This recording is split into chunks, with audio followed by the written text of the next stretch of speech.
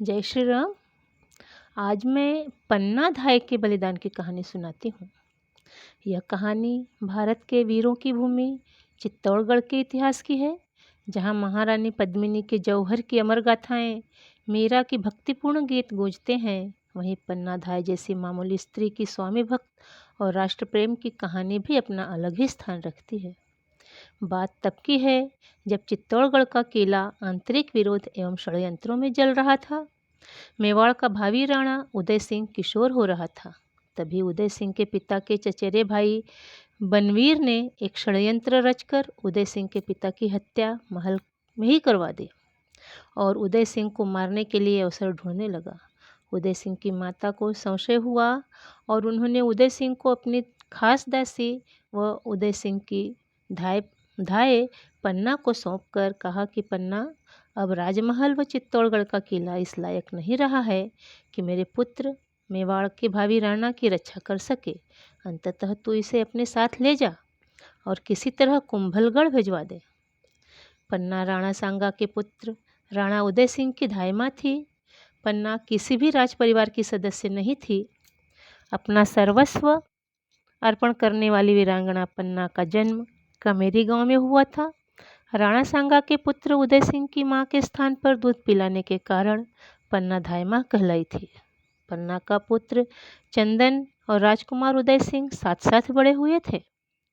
उदय सिंह को पन्ना ने अपने पुत्र के समान पाला था। पन्ना ने उदय सिंह की मां रानी कर्मावती के सामूहिक आत्म बलिदान द्वारा स्वर्गारोहण पर बालक की परवरिश करने का दायित्व संभाला था। पन्ना ने पूरी लगन से बालक की परवरिश और सुरक्षा की। पन्ना चित्तौड़ के कुंभा महल में रहती थी। चित्तौड़ का शासक दासी का पुत्र बनवीर बनना चाहता था।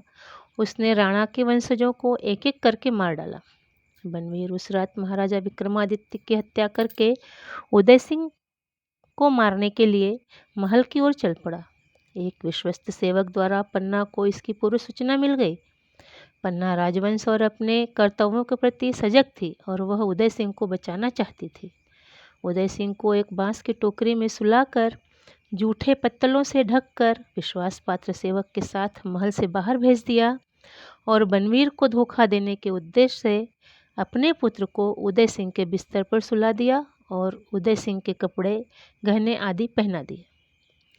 बनवीर रक्तरंजित तलवार लिए उदय सिंह के कक्ष में आया और उदय सिंह के बारे में पूछा तो पन्ना ने बिस्तर की ओर संकेत किया, जिस पर उसका अपना पुत्र सोया था।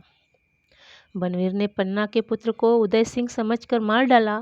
पन्ना अपनी आंखों के सामने अपने पुत्र के वध को अविचलित रूप से देखती रही। बनवीर को पता न चले इसलिए वह आंसू भी नहीं बहा पाई।